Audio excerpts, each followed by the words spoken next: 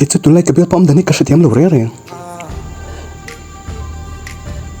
hắn có lẽ là cái bói cái rừng gì là mình xem này improve quá rừng bốc à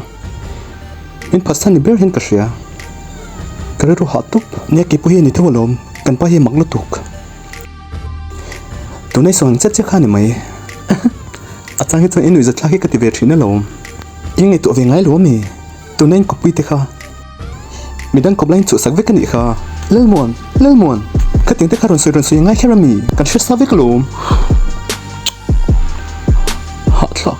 họ chắc cái em nó hiểu mà lâu rồi hàng ngày tụi về mấy tự mình sẽ đứng là cái trang nhân ăn bữa ba tiếng chuột sắc à chút ta in là cả cái nấm tụi in là basic cho nia cái mình in sẽ chuột sắc thế là cái trang cái nấm dâu lẩu khá đang mà như là cái nấm thịt tụi in basic em mua